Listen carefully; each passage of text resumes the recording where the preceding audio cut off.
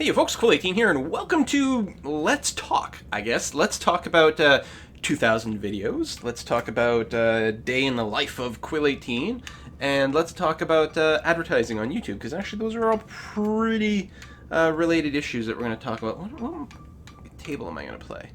Play some Iron Man, maybe? Iron Man is cool. I like Iron Man. It's actually a pretty good table. So 2000 videos. Now, this video here won't be the 2000th. God damn it, how do you say that word? That's really hard. 2000th. Anyway, 2K-ish. But it'll probably be 2003, 2004, somewhere around that. There we go. Let's fire the ball. And the reason that it wasn't done exactly is, well, there's lots of reasons. When I see the when I see the count of videos, I see a completely different count from you guys, at least when I'm looking at my kind of video library screen, because my count will include anything that is unlisted or private for some reason, which includes things like live stream announcements, which I make private after the live stream is over, any video that didn't get processed properly by YouTube, I don't know, stuff like that. Hell, videos I haven't made live yet, which happens sometimes because depending on how I record things in what order, sometimes I like to stagger the releases. So I might record, you know, like 3-4 episodes of one game in a row, but usually I want to have a variety of games every day on the channel, so that if you only like one thing, well then there'll probably be a video of that every day, as opposed to 3 in one day and then nothing for another half week. Okay, this is just oh, god damn it, I hate it when I accidentally change the view. No, I went too far. View number 2. This is really hard to do while talking and trying to not lose your train of thought. And oh yeah, I forget that the D-pad on my controller sucks. I just gotta use the stick. Okay.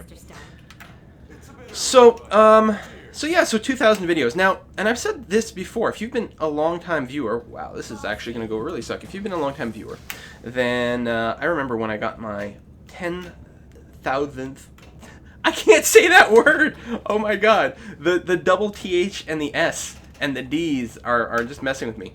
But when I got 10K subscribers, and then I got 1K videos, I think pretty much around the same time, if I'm remembering my timeline correctly, I had said that the 10K subscribers, and you know at the time maybe like 5 million views or something, didn't really sound, that's not something I could personally count as a personal achievement. And that's the same case now. I broke 100,000 subscribers recently, and I'm now over 30 million views, and actually a fair bit over 30 million views right now, I think. And so, you know, those are great numbers, but I didn't do that.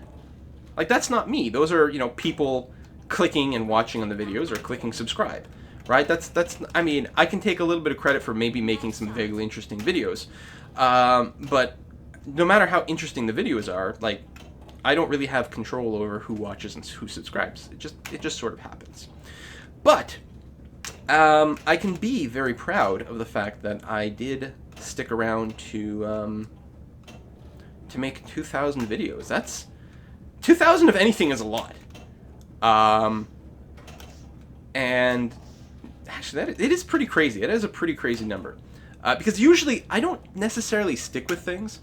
I always say I have an almost insatiable urge to create things, but I don't really call myself creative, because to me, I don't know, being creative implies something slightly different in my head. But I do think that I do need to create things all the time. But yeah, it's less about creativity and more about problem solving. Like, the reason I like to be a computer programmer is, yeah, I like sort of creating little systems and things like that. And with games, you know, it's like, oh, how would we do an RTS, or how do we make a pinball game? And then what I want to do is really solve the problem or solve the puzzle. Oh, this is new. Sweet. Oh, I've never actually enabled this mode before. That was kind of interesting. Yeah, so I want to figure out how to, you know, would you do such and such a thing? And even in non-games, even like business systems, it's like, oh, how would you create a database structure that would properly do an inventory system or something? It's actually kind of an interesting question in my head. But at some point, I'll reach the point where I feel like, well, now I have solved it. Now I have figured it out, and the interesting puzzle is gone. So and then I kind of lose interest and I stop, which is why I've historically had a hard time finishing certain things. Oh, down low, huh? Boom! Used to be an adventurer, but then, you know, a ball hit him in the knees. So I'm really happy that I've stuck with YouTube so long. And actually, I've been pretty consistent with it. I've taken some little, you know, breaks here and there, and obviously I've gone on holidays from time to time. Okay, this mode is probably over now. Did I really miss that? Thought that was a valid headshot. I don't know. Anyway, or train of thought. Yeah, but I've stuck with this, and I still intend to continue sticking with it, so that makes me extremely pleased. So I will consider the 2,000 subscriber thing to be an actual victory. And, alright. So not all the way up, but just below. What? How is that not a hit? I don't understand. That's really frustrating. So yeah, alright, so that's good. So, you know, I'll celebrate and I'll make a little kind of navel-gazing video here. And I feel like there was something else that I wanted to say, but now I can't quite remember what I was going to say about it, so I guess we'll move on. We'll move on to the day in the life of kind of thing. So, generally, so, you know, your average weekday, I get up at 6:30 in the morning, and then I have a shower, and I don't usually eat breakfast. So then I'll go downstairs and I'll spend the next, I don't know, hour or 45 minutes or whatever the timing works out to, usually catching up on email. Because here's one of the things that people, not necessarily everyone knows. I've talked about it before, but still not a lot of people know. As obvious by everyone who's like, makes a comment and then says, vote this up, or, you know, thumbs up so that Quill will see it. I read every single comment on YouTube. Every single comment that's posted to a video or to my channel. I read every single one of them. And the way it works is whenever I get a comment, YouTube emails me. So I just, you know, check my email and I read them all. So there was actually one brief period of time at the height of the SimCity frenzy where I actually could not keep up with the comments. And so what I'd have to do is read as many as I could. And then, you know, if I was getting behind, like if I couldn't read them all in a day, then at the end of the day, ultimately, I had to finally say, all right, I've got to, you know, just mark all as read at this point. And it really disappointed me, but I was still reading probably, you know, 80-90% of them anyway, but I couldn't quite finish. It was really frustrating. But now that has calmed down at this point. Hey, multi-ball. So I'm back to reading 100% of all comments. So if you say anything, I will always see it. And that includes mean things. Hopefully you're not being mean.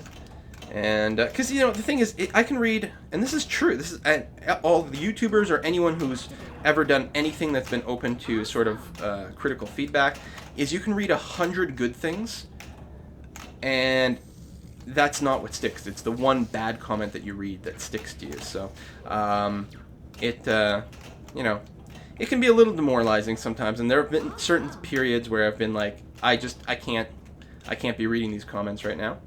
But generally speaking, people are pretty nice and positive, and I mean, not every comment is directed at me either. Like, I try to reply to as many as possible, but it would be completely impossible to reply to everything, including the ones that are direct questions addressed to me. And those are the ones I'm most likely to answer, is the one that's an actual question actually directed to me, and especially if it's not a question I feel like I've answered 30 times already. Those are the ones that are most likely to get an actual response. And that, because a lot of the comments on YouTube aren't even actually directed to me. They're directed to the community in general. Either as a direct reply to someone else or just, you know, out there to other viewers. So, and I like those. I mean, they make me happy to see that. One of the reasons I started the whole YouTube channel, I say that all the time.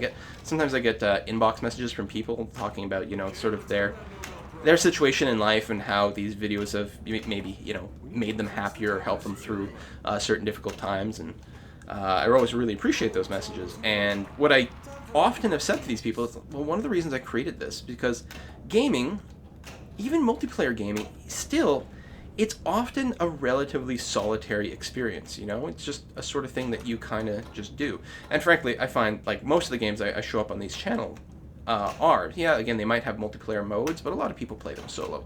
So it was a kind of a way to build a community and a friendship around that, so we can talk about strategy. That's one of the reasons I don't, you know, Let's Playing something that's completely linear, I don't understand. And people people do that all the time, but I don't get the appeal. I like playing strategy games where we can talk about the strategy.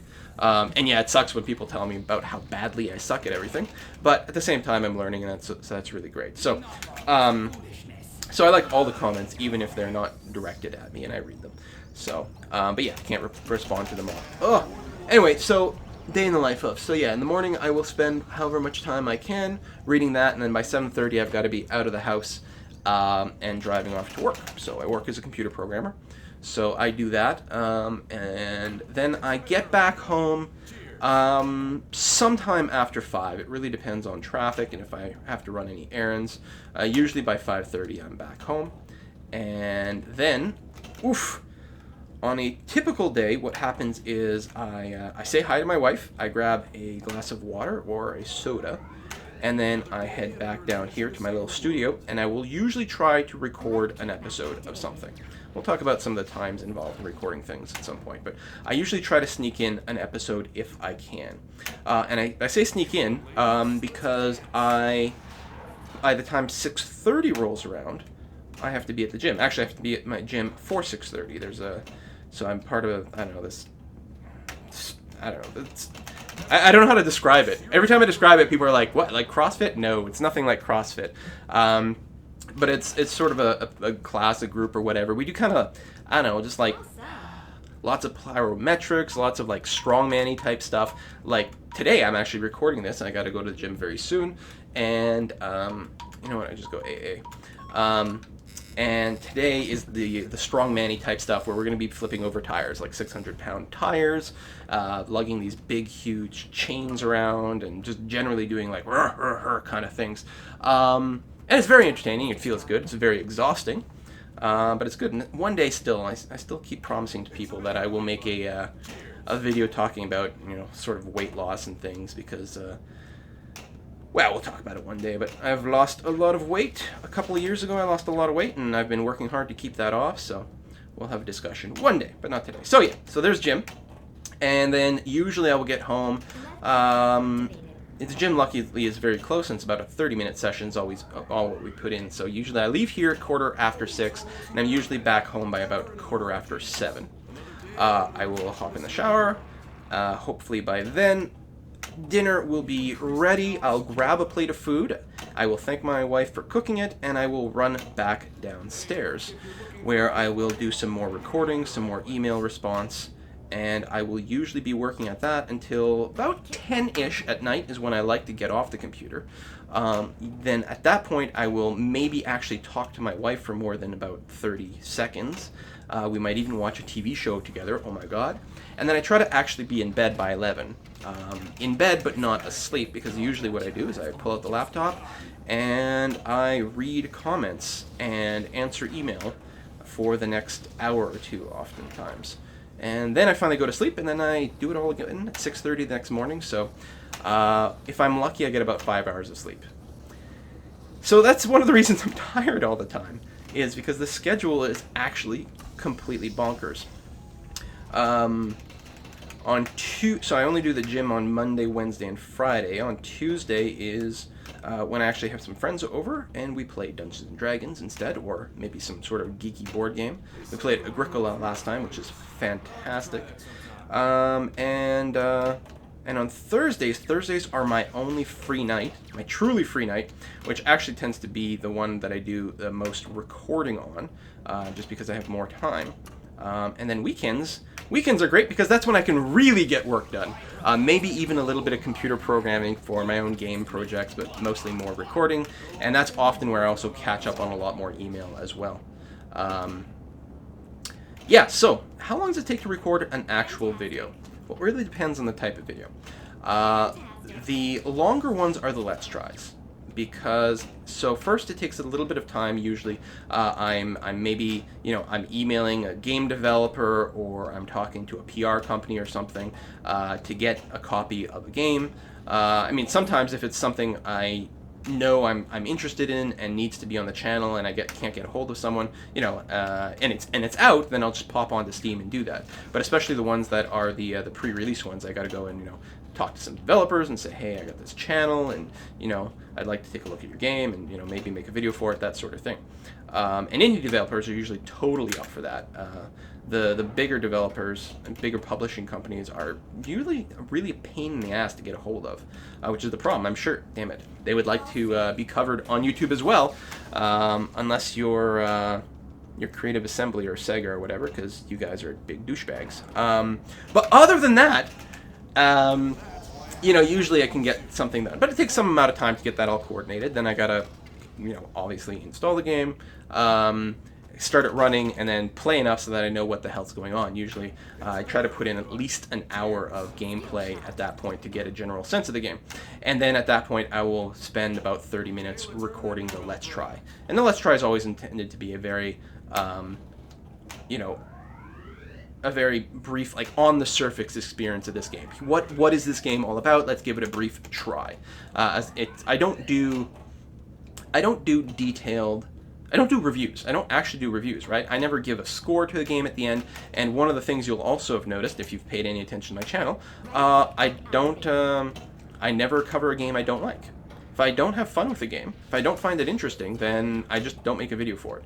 And maybe there would be some amount of value in warning people away from a game. And when there's a Steam sale, I will generally try to warn people away from games that might not be very good because they're very tempting on a sale. But other than that, if something's not good, then it's just not worth talking about, right? I got enough videos going up anyway. Let's just talk about stuff that's cool. This is the stuff you want to buy, and then nothing else matters, or something to that effect. Fantastic. So then I'll do the video, and the video will usually be just long enough to be able to cover either all the major points about the game that I want to show, or maybe finish a level or some milestone like that. And usually I try to aim for about 30 minutes of content. That's actually something else we could talk about, is the length of the videos. So way back in the day, you couldn't make a YouTube video longer than 10 minutes, and then it became, I think, 15 minutes. Well, actually, the 10-minute was a lie. You just couldn't go above. You couldn't go to 11 minutes, so you could do a 10-minute, 59-second video, and that was fine. Anything more than that, YouTube would reject it. It was different if you were a partner, but I definitely wasn't a partner back then. And then I think it went up to 15 minutes, and then at some point, even if you weren't a partner, and even if you weren't monetized, but if your channel had been around and was good standing, then you could go and put up longer videos. So then it became a big question mark of, well, how long of a video do I put up? Should I stick to 15 minutes? Should I go longer? And how long? And I experimented with a few things. I put up some videos that were an hour or longer, just to see what people thought. We tried different things, and ultimately the feedback I got made it seem like the right balance was around 30 minutes. So usually you'll notice my episodes of things, I try to aim somewhere between 20 and 40 minutes, generally speaking. And why did that work out as such a sweet spot? Well, the biggest feedback I got was, well, first of all, hour-plus videos they're hard to watch in one sitting. And there's a lot of people that might watch a little bit before school or before work, or maybe on their break, or sometimes during work, or something like that, or they would watch it on their phones or their tablets while traveling back and forth to work or school, things like that. And a lot of times an hour is too long to watch in one sitting, and YouTube's not always really good about remembering where you are in a video. Sometimes it does, sometimes it doesn't, especially if you're watching across devices, or you might be logged in somewhere but not logged in somewhere else. So it sounded like, based on everything, that the 30-minute was a pretty good length. And was there an incentive to go shorter? And that's the thing. If the video is too short, it might be a little bit annoying to, like 10 minutes, load the next video, 10 minutes, load the next video. It's not so bad if it's in the playlist. And there's certainly advantages for me for having shorter videos, because I could artificially inflate my view count, right? If my videos were 10 minutes long instead of 30 minutes long, I would have 90 million views instead of 30 million views. Well, that's probably not entirely accurate, because not everyone finishes every video. But still, I'd have a lot more views. The other thing, and we're going to talk about advertising in a little bit, but when you watch a video on YouTube, sometimes you get an ad before it starts. And so if I had more videos, if one video was split into smaller chunks, you would see more ads, and I would get more money. So we're going to talk about advertising soon enough. So there's potential advantages for me there. On the other hand, there'd be a little bit more bookkeeping, but I mean, my interest is not in maximizing revenue from videos like that. So ultimately, it came down to what seemed like the sweet spot for making people for making it most convenient. Because, I mean, people are happy watching your videos, then that's the important thing, you know? Get the subscribers, retain people, have a happy community, and generally speaking, people seem to be pretty happy with how things are going. So, okay, yes, timing. So yes, with the Let's Try, so at this point we've maybe spent an hour on various emails, contacting people, getting certain things ready, and then an hour learning the game, and then a little bit of time prepping the recording, and then doing the actual recording for maybe 30 minutes, assuming I get it in the first take. And then there's a little bit of post-processing afterwards. You'll notice, like, most of my videos don't have they don't have titles, like when they start off. They don't have like a little intro cutscene type thing, because that sounds like work. And I don't want that.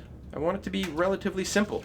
Just get right in there, start showing the video. So most of the time, there's not that much post-processing. Sometimes I have to, if I record in Fraps especially, I do have to encode the video, because like Fraps records raw video, so an hour video is going to be like, I don't know, like 200 gigs or something ridiculous like that. So then you have to compress it, and that takes a long time to compress, but it doesn't actually take a lot of person time. And mostly, you know, I'll let it run overnight or something like that.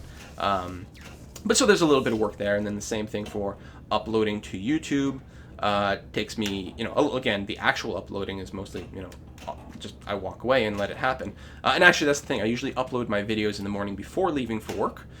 Which is why, if you're aware of like the Eastern time zone, a lot of times you'll see the videos come live at around 9 or 10 in the morning Eastern time, because I've uploaded them, you know, at around 7. They take a little while to upload. They take a while for YouTube to process, and then there they go.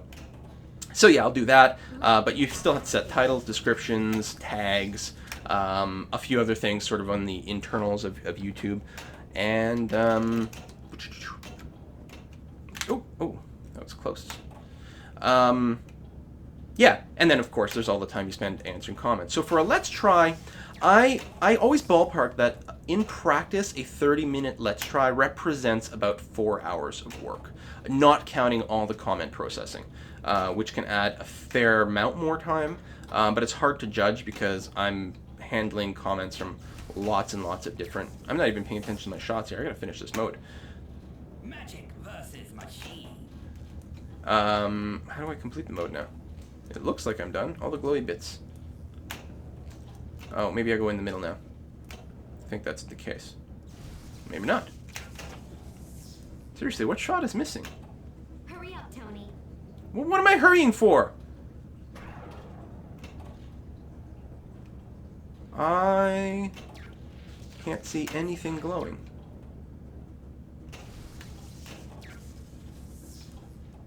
Beam. It's not the middle thing because those lights aren't coming on. I see the bumpers are pulsing.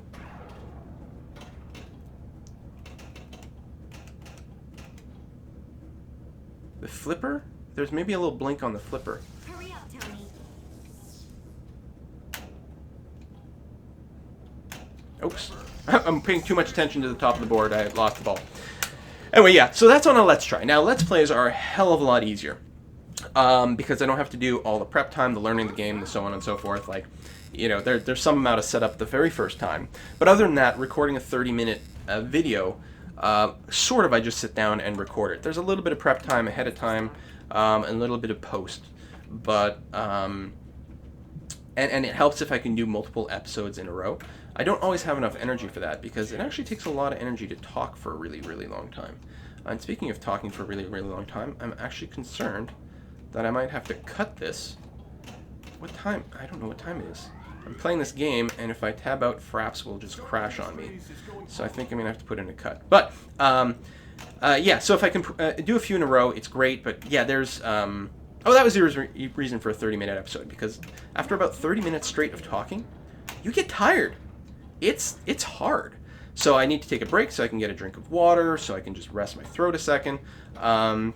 And also, I tend to make sure that the recording went okay, because otherwise I sometimes have to, like, you know, restart that segment, which is one of the reasons I don't think I'll ever be able to do EU4 in Iron Man mode for recordings, because sometimes the recording just goes sour, and so I have to replay a bit. I always try to replay those bits by imitating exactly what I did the first time, just to sort of preserve the integrity of the story.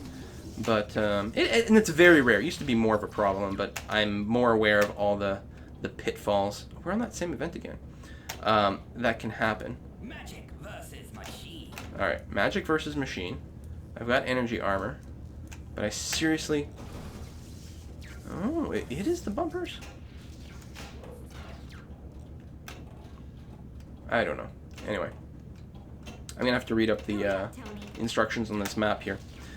Yeah, so that's the other thing with the 30-minute length, is that's about as much as I can generally do. But if I can do like 2 or 3 episodes in a row, then that cuts down on some of the time involved in setting things up, because I don't have to worry for the game to start, to stop. I don't have to refresh myself. That's it. If it's the first Let's Play session of the day, I have to go through and read.